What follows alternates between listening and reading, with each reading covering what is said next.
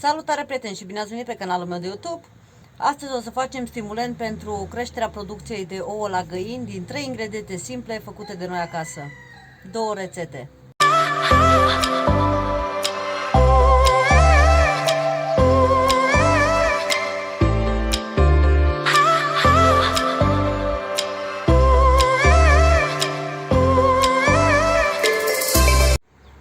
După cum am zis prieteni, facem 2 rețete simple din 3 ingrediente pentru creșterea producției de ouă la găini făcute de noi acasă, naturale, bio, cum vreți voi să-i spuneți. Aici avem pâine uscată și măcinată, urzică și aici avem 3 ouă. Haideți să începem să vedem cum facem și cum îl pregătim și cât timp putem să dăm la găini sau cum putem să dăm la găini. Cum am spus, prieteni, la început avem nevoie de 3 ingrediente simple. Aici avem pâine uscată și măcinată. Vedeți? Nu trebuie mărunțită și măcinată chiar așa tare, pentru că ea oricum o să se înmoaie. Avem nevoie de 3 ouă și de urzică. Urzica trebuie să o tocăm mărunt, extrem de mărunt, și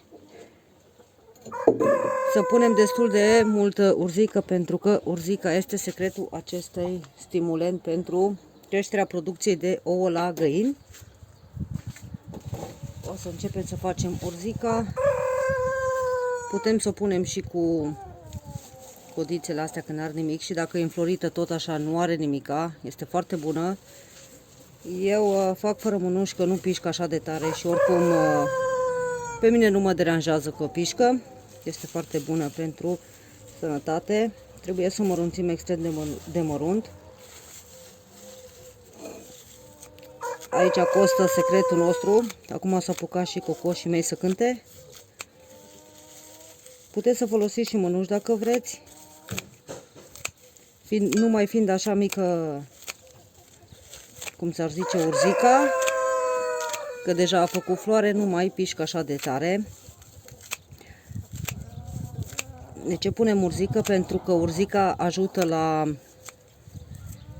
la găini ca să facă ouă mai multe, ca stimulent, crește producția de ouă, la ce facem noi acum, și urzica are multe vitamine, minerale, fier și ce mai au nevoie găinile noastre, exact ca și noi oamenii, și este foarte bună urzica.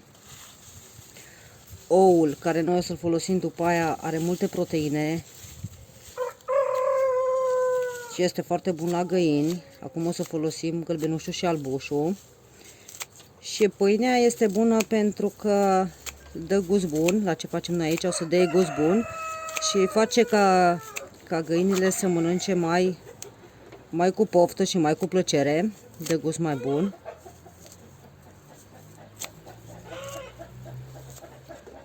O să pun un pic pe pauză să nu vă rețin atâta cum mărunțesc eu aici. Am terminat, prieteni, de tocat. Vedeți că este cam un pumn sănătos. Vedeți? Și am tocat-o extrem de mărunt. Nu trebuie să faceți griji dacă nu folosești mănuși, dacă iese deja cu floare urzica. Vedeți că are un pic de floare. Atunci nu mai urzică atât de tare ca și când ar fi ea proaspătă, dar ca și când ar fi tânără. Dar este la fel de bună pentru găini, deci nu are nicio problemă. Noi stimulentul ăsta îl folosim mai de mult timp. Eu mai scăpat un pic, n-am putut să fac chiar așa mărunt, dar secretul este să fie cât mai măruntă. Vedeți, cât mai măruntă. Și acum punem 3 ouă peste. Noi facem asta cam de 2-3 ori pe săptămână, deci nu trebuie dat zi de zi, și o să vedeți că după câteva ori de când ați dat o să crească producția la găini și este totul natural și făcut de noi acasă. 3 ouă, din păcate n-am de la noi de la găină, sunt ouă de cumpărat, nu sunt de la noi de la găină. Punem 3 ouă, asta este prima rețetă și o să facem imediat și a doua rețetă după ce facem prima. Punem 3 ouă peste. Dacă aveți mai multe găini puteți să faceți mai mult. Eu vă arăt acum cantitatea cam cum facem noi pentru găinile noastre. Amestecăm bine ca să se încorporeze ouul cu, sper să vedeți, și după ce l-am amestecat bine, o să punem pâine. Noi în principiu cum rămâne pâine, noi o mai uscăm că mai dăm la iepuri sau astea și aici avem pâine uscată, aici m-a sărit. Vedeți, pâine uscată, nu este chiar așa mărunțită bine, că n-am reușit să o fac chiar așa măruntă, dar nu are nimica pentru că oricum și dacă bucățele astea ea se înmoaie. Dacă nu aveți pâine uscată, mai puteți să faceți cu pesmet, dacă în caz că nu aveți pâine uscată acasă. Și aici o să punem până facem o pastă mai groasă. Și nu vă faceți griji că pișcă urzica, pentru că oricum o să lăsăm un pic să steie și atunci nu o să mai piște așa la găini când o să o dăm. Trebuie să se facă ca o pastă, să se încorporeze bine. Și pâinea e foarte bună la găini, acum la ce facem noi, că le dă gust mai bun și le face să mănânce bine. Eu o să folosesc mâna acum. Facem ca o pastă. V-am zis, dacă în caz că vă deranjează că pișcă, folosiți mânuși.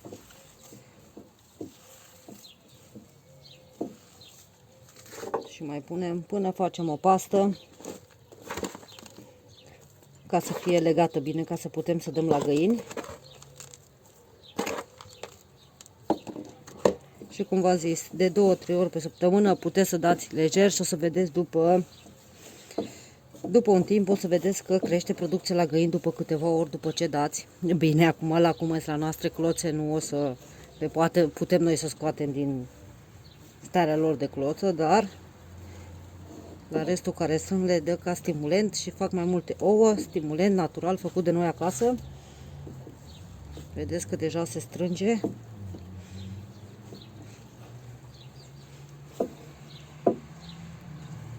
Vedeți că deja s-a făcut ca o pastă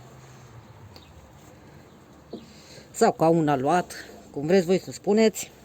Și o să lăsăm așa să steie circa 5-6 minute ca să intre bine înăuntru și după aia o să dăm la găini.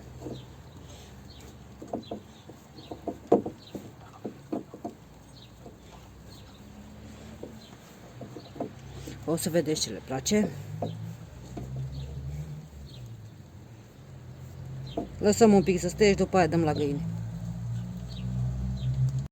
Asta e prima care am făcut-o, prieteni. Deja este gata.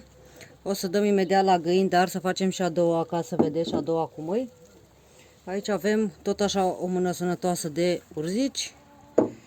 Și acum o să ne folosim de cojile de ou, care le avem de la ce ne-a rămas nouă. Trebuie să avem grijă să le mărunțim foarte, foarte bine, să fie ca o făină, să nu fie așa bucăți, să fie cât mai măruntă.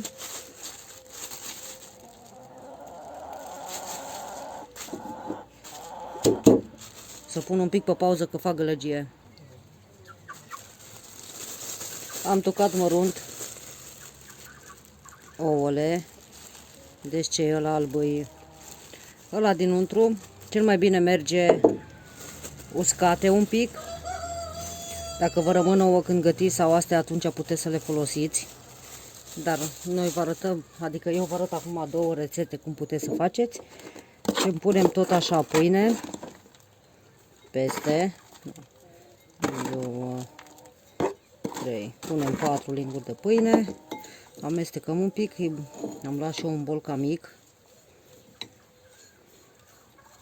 mai punem o lingură de pâine, 5 și punem apă.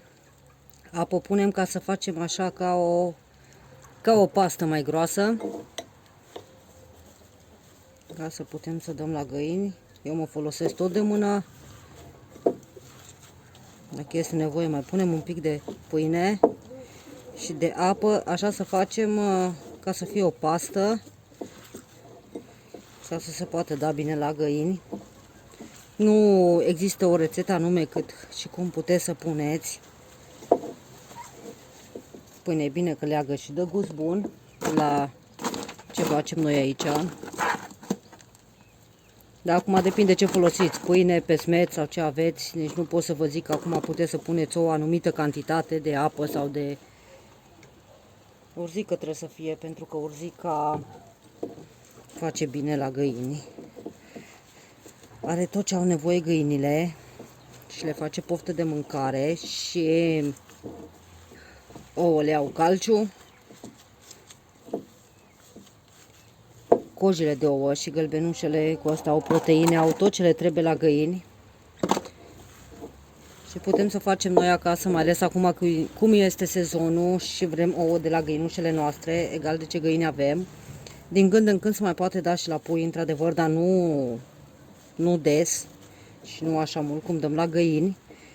Deci ori puteți să faceți cu ou, ori puteți să faceți cu coși de ou, dacă vă rămâne de la gătit. Și cu urzică. Deci chiar deja s-a făcut o pastă. O să lăsăm acum un pic să tragă înăuntru, să intre, să se umfle bine. După aia o să dăm la găini. La noi a început și ploaia acum. Acum o să mergem să dăm restul la găini. Ori puteți să le dați de mână, ori puteți să faceți ca un bulgăre și să-l aruncați peste gard la găini. Noi asta o să împărțim tot la găinile noastre ce avem. Haideți acum să dăm asta ce am făcut prima oară la găini. Vedeți că s-a făcut ca o pastă groasă. El trebuie să prindă așa frumos. Și putem să le vedeți ce frumos se modelează. Și putem să aruncăm peste gard la găini și ele poate să ciugulească. Vedeți ce bine arată.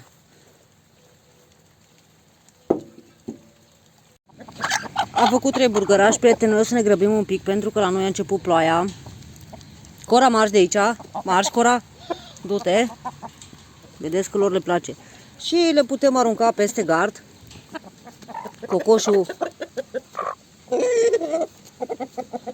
Și le aruncăm aici și ele mănâncă, oricum până începe mai tare ploaia. O să mănânce și ele.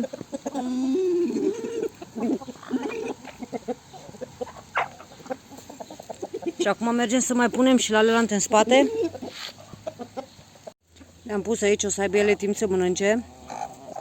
Acum o să mergem repede să facem și celălalt. Ne grăbim un pic, prieteni, pentru că la noi a început ploaia. Vedeți că mănâncă, le place. Este acolo jos. Trebuie să fie, prieteni, tot ca celălalt, ca o pastă tare. Vedeți, mai trebuie lăsat. Cam 5-6 minute dacă lăsăm este perfect. O să mai lăsăm un pic. După cum v-am spus, prieteni, asta putem să dăm acest stimulent de ouă pentru găini, putem să dăm de 2-3 ori pe săptămână, cum ne este nouă comod, numai să nu dăm atât de mult, pentru că nu este bun dacă dăm în extrem la găini. O să vedeți după scurt timp că o să crească randamentul de ouă la găini, o să facă mai multe ouă găinile, numai trebuie să avem un pic timp de 2-3 ori după ce le dăm, atunci o să vedem că și crește producția de ouă la găini.